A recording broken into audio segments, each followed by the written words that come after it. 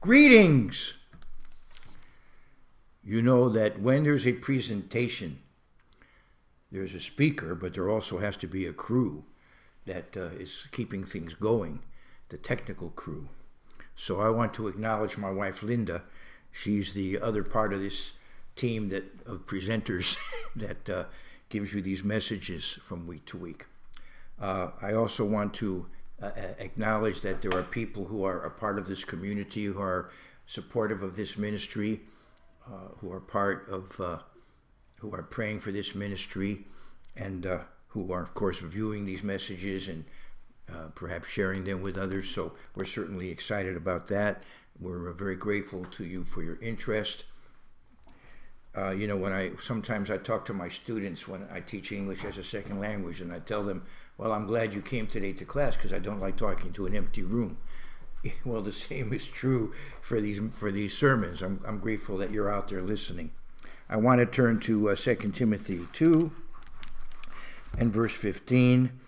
Here it says, "Be diligent to present yourself approved to God, a worker who does not need to be ashamed, rightly dividing the word of truth." And this is in 2 Timothy. So I made a mistake last time I spoke and said it was in 1 Timothy. I want to apologize for that. And now I want to go to Deuteronomy. Deuteronomy in the, in Hebrew we call it Devarim, but in Spanish it's Deuteronomio. So I tell the Spanish speakers, it's más fácil en hebreo. It's more it's easier in Hebrew, Devarim, than Deuteronomio. Anyway, let's go to Deuteronomy, the 6th chapter. And I want to go to the 13th verse. And there it says, I want to just quote the first, the 16th verse. I made the same mistake last time. Deuteronomy 6 and verse 16. Just the beginning. "You shall not tempt the Lord your God." And that's, of course, what Jesus quotes to the devil there. You resist the devil and he'll flee from you, right? Deuteronomy 6:16, "Do not tempt the Lord your God." So last time I said it was the 13th verse. It is the 16th verse, Deuteronomy 6:16. When Mark makes a mistake, Mark corrects the mistake. I tell my students when I teach English to them, I write on the board with an exclamation point. I write, "Mark asks easy questions." Well, I guess you can ask the students whether they agree. But when Mark makes a mistake, Mark corrects the mistake. It reminds me of a story. A man walks into a bar. There's people standing around the bar, and the man walks in, and he's just elegantly dressed. Obviously a very well-to-do man. He comes into the bar, and he says, "When Goldberg drinks, everybody drinks." So the people are just very excited, and everybody orders a drink, and they're drinking. And then he takes out some money. "When Goldberg pays, everybody pays." A little bit of a surprise. This talk today is entitled An Observance of Sorrow, An Observance of Joy. An observance of sorrow, an observance of joy. In 2 Kings 23 and 2 Chronicles 34, you find a renewal of the covenant under Josiah, with Jeremiah the prophet, his presence there. And this began a 40-year period of judgment on the house of Judah. And I want to go to Ezekiel 4. And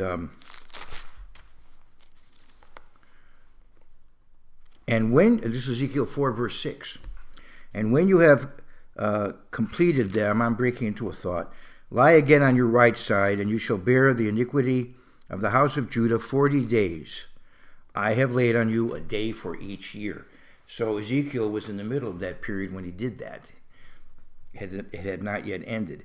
So the period goes from 622 to 582, I believe, this 40-year period of judgment on Judah. And it of course has horrific consequences for the Jews because they sinned and continued to sin. So we have in 587 the destruction of the temple, the destruction of the king's palace, the destruction of Jerusalem, the vast numbers of deportations. But 5 years later, we have further trouble. I want to go now to Jeremiah 52. You can read about the fall of Judah in 2 Kings 25 and at the end of 2 Chronicles. But I want to go to Jeremiah 52, and I come to the calamities that I've been talking about here. Verse 29, this is almost at the end of Jeremiah 52:29. In the 18th year of Nebuchadnezzar, he carried away captive from Jerusalem 832 persons. So it's speaking of one phase of the deportation that occurred in 587 BC. But notice, 5 years later, in the 23rd year of Nebuchadnezzar, Nebuzaradan, the captain of the guard, carried away captive of the Jews 745 persons. All the persons were 4,600. And this has to do with certain ones that are focused on here. But the point I'm bringing out is there was a huge calamity in 587. But 5 years later, we have the final end, as it were. And at this point, in 582, if you had a map of the Middle East, Judah would not be there anymore.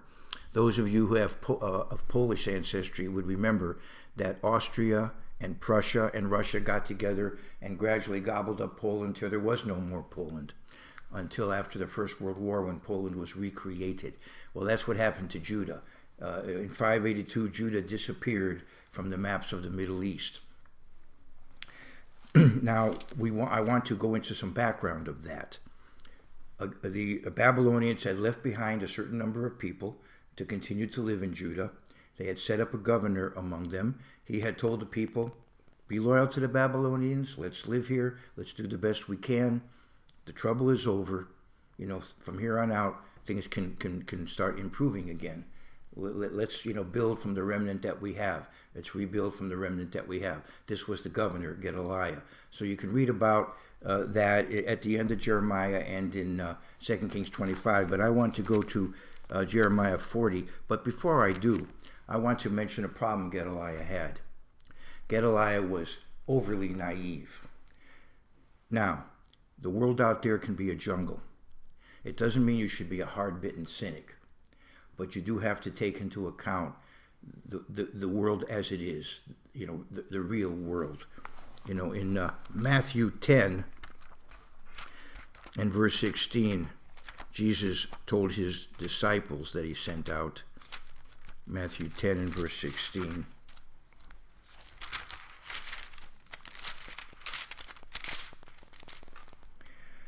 Behold, I send you out as sheep in the midst of wolves.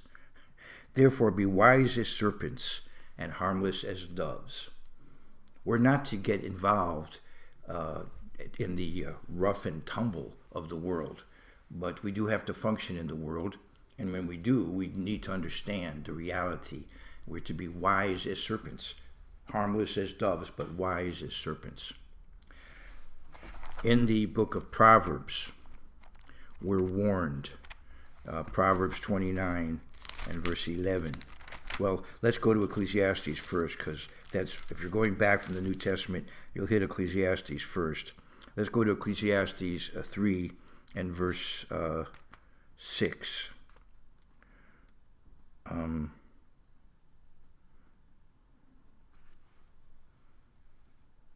Verse 7. Ecclesiastes 3:7. It talks about the various cycles that go through life. A time for this and a time for that. And in verse 7, and you'll hear more about Ecclesiastes during this coming festival. A time to tear and a time to sow. A time to keep silence and a time to speak. So we do have to be wise. There is a time to keep silence and a time to speak. In Proverbs 29 and verse 11. Proverbs 29 and verse 11. A fool vents all his feelings, but a wise man holds them back. All right, there's a time to exercise restraint. So we do have to be wise. We do have to be discreet. Not hard-bitten cynics, but aware of the reality of the world. And Gediliah, unfortunately, was not. But let's go to Jeremiah, the 40th chapter. Jeremiah 40. And I want to go to jump into verse 6. Jeremiah goes to join Gediliah and the remnant of Judah. And I'm in Jeremiah 40 and verse 6. Then Jeremiah went to Gediliah, the son of Ahikam, to Mizpah, and dwelt with him among the people who were left in the land. And when all the captains of the armies who were in the fields, they and their men, heard that the king of Babylon had made Gediliah, the son of Ahikam, governor in the land, who had committed to him men, women, children, and the poorest of the land, who had not been carried away captive to Babylon, then they came to Gediliah at Mizpah, and here are names mentioned: Ishmael, the son of Nethaniah, Johanan, and Jonathan, the sons of Kareah, Sariah, the son of Tanhumeth, the sons of Ephi, the Netophathite, and Jezaniah, the son of Amachathite, they and their men. So there were leading men who came and gathered around him, Gediliah, the governor. And Gediliah, the son of Ahikam, the son of Shaphan, took an oath before them and their men, saying, by the way, Shaphan, I think you'll find, had a hand in saving Jeremiah's life in an earlier time. And Gediliah, the son of Ahikam, the son of Shaphan, took an oath before them and their men, saying, do not be afraid to serve the Chaldeans. Dwell in the land and serve the king of Babylon, and it shall be well with you. Okay? We have been defeated. We have been punished. This is divine punishment. So now let's regroup and do the best we can. The Babylonians have had their vengeance on us. It's over. Unfortunately, not everybody looked at it that way. Now I'm going to verse 10. As for me, I will indeed dwell at Mizpah and serve the Chaldeans who come to us. But you gather wine and summer fruit and oil, put them in your vessels, and dwell in your cities that you have taken. You know, you're coming back now, and let's rebuild. Let's do the best we can. Likewise, when all the Jews who were in Moab, among the Ammonites and Edom, and who were in all the countries, heard that the king of Babylon had left a remnant of Judah, and that he had set over them Gediliah, the son of Ahikam, the son of Shaphan, then all the Jews returned out of all places where they had been driven, and came to the land of Judah, to Gediliah at Mizpah, and gathered wine and summer fruit in abundance. So God was now beginning to bless them. He had certainly punished them over a period of time, and now he was blessing them. So people came from what is today Jordan, the east bank of the Jordan River, and they came and gathered around where Gediliah was, and things were working out. Things were working out for them. Moreover, Johanan, the son of Kareah, and all the captives of the forces who were in the fields came to Gediliah at Mizpah, and said to him, do you certainly know that Baalis, or maybe in English we pronounce it Baalis, the king of the Ammonites, has sent Ishmael, the son of Nethaniah, to murder you?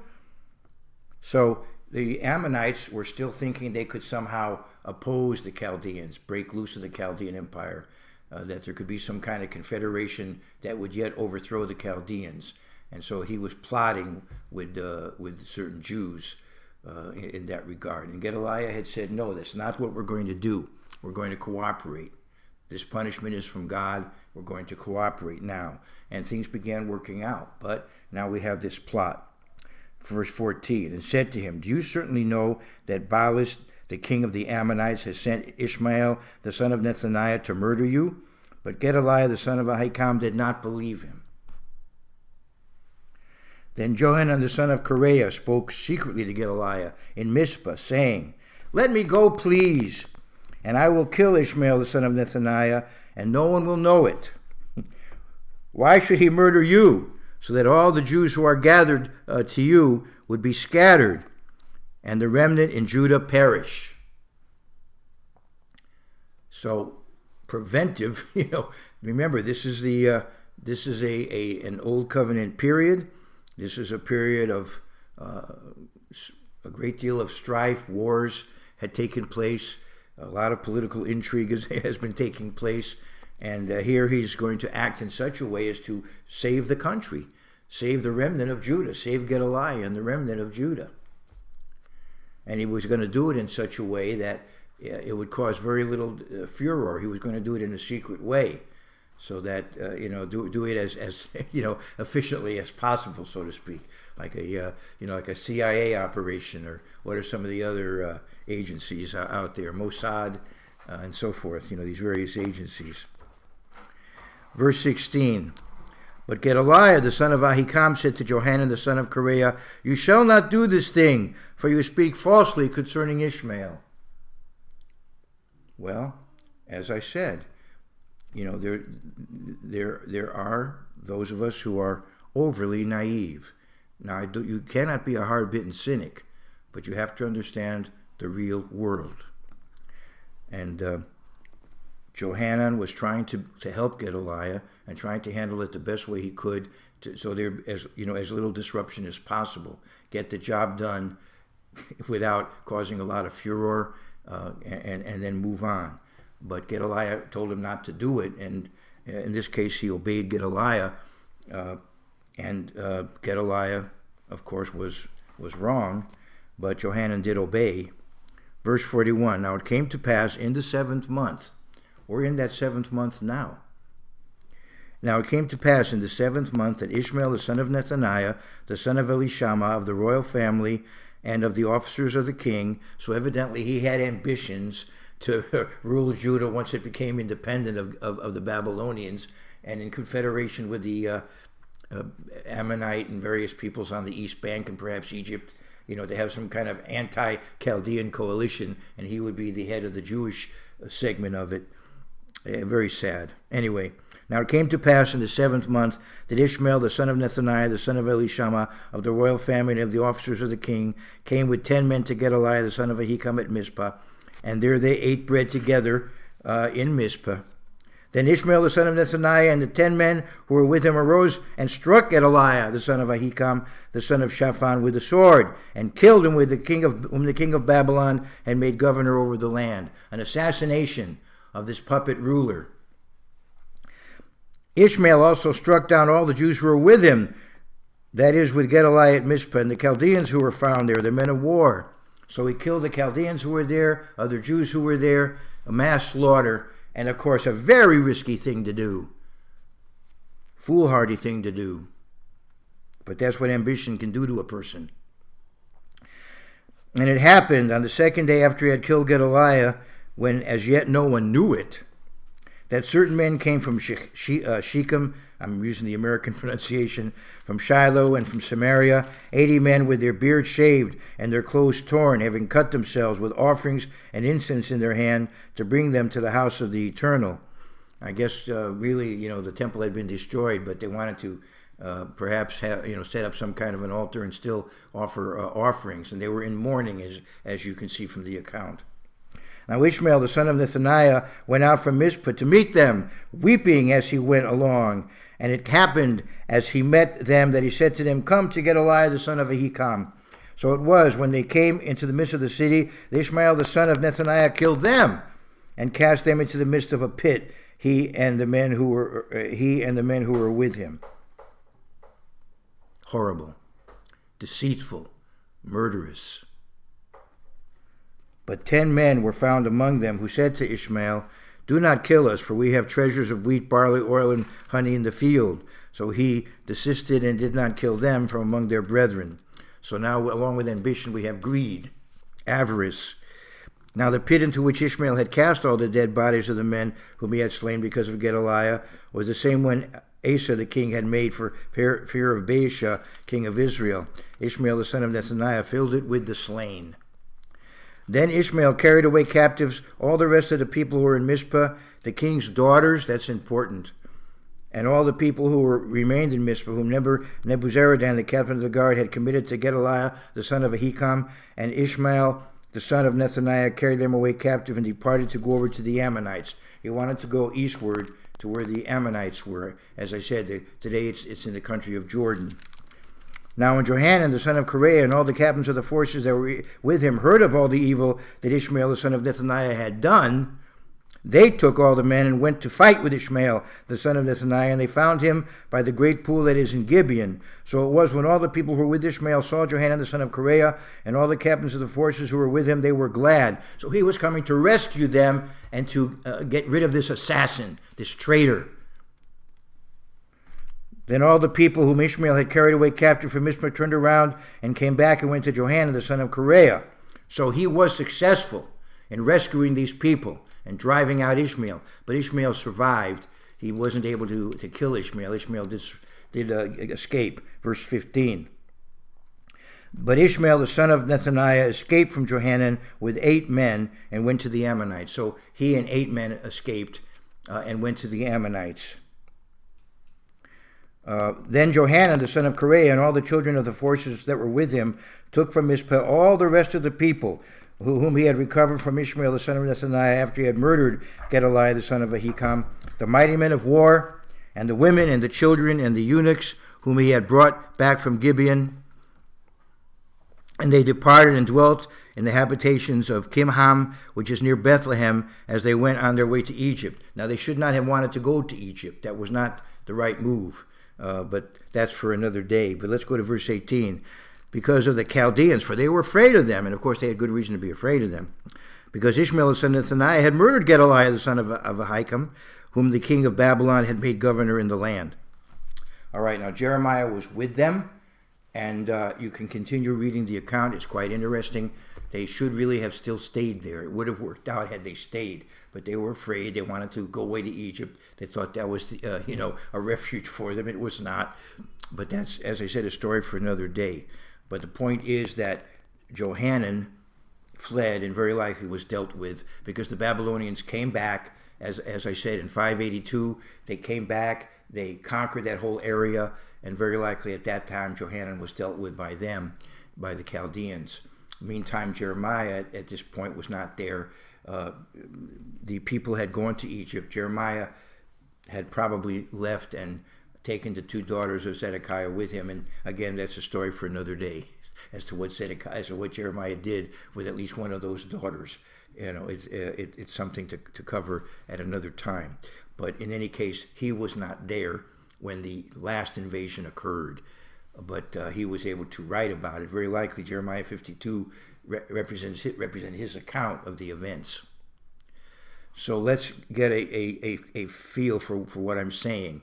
That after the destruction of Judah, even then, a remnant of the Jews could have maintained some kind of existence in the Middle East as a satellite nation of the Chaldean Empire. They could have had local autonomy and continued and repented and kept God's law and been at least a relatively prosperous, small part of the Chaldean Empire. However, conspirators ruined that prospect.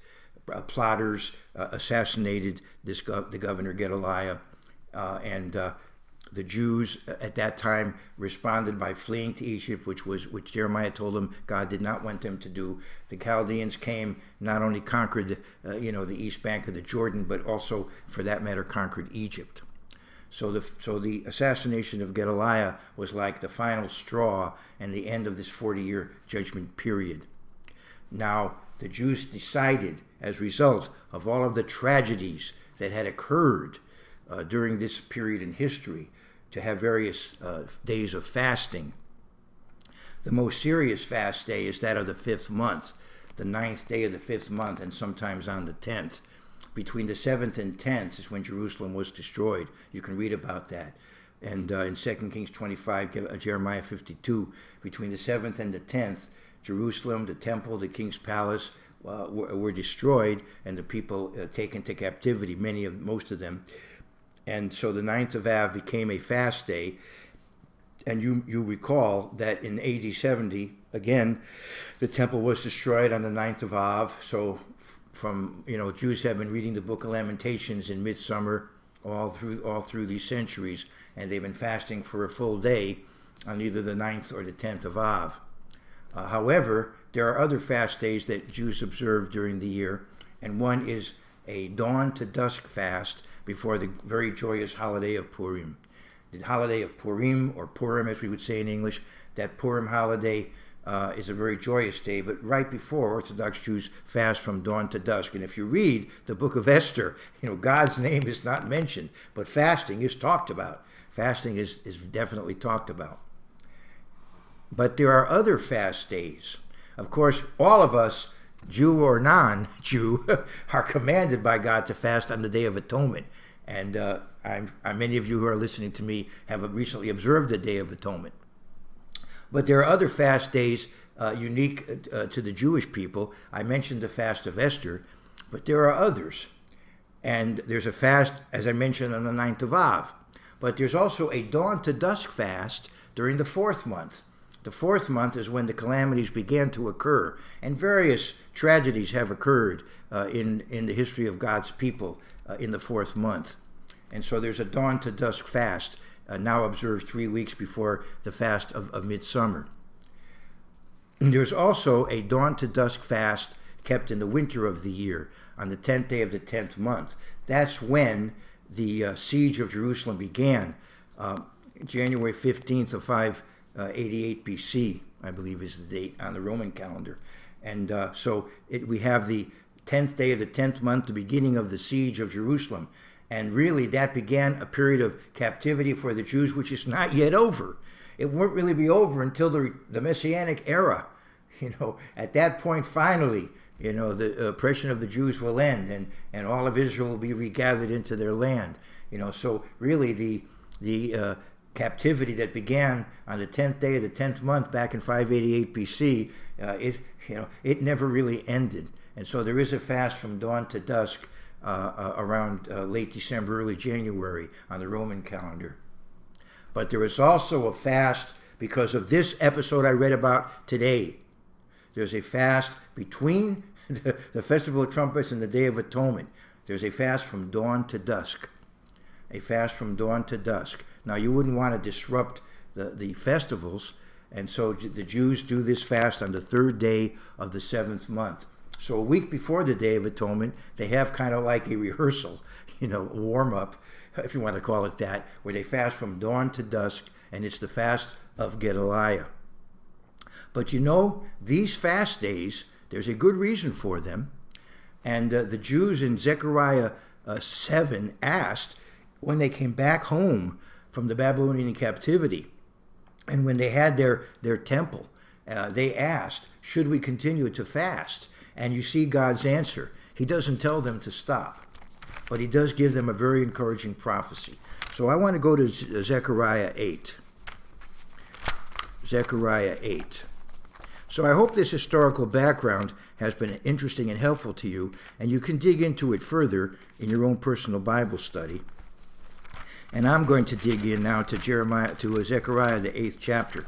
And you'll see that they asked Zechariah about fasting, and he didn't tell them not to do it, but he did give them a very encouraging prophecy. And I want to go to Zechariah 8 and verse 19. Zechariah 8 and verse 19.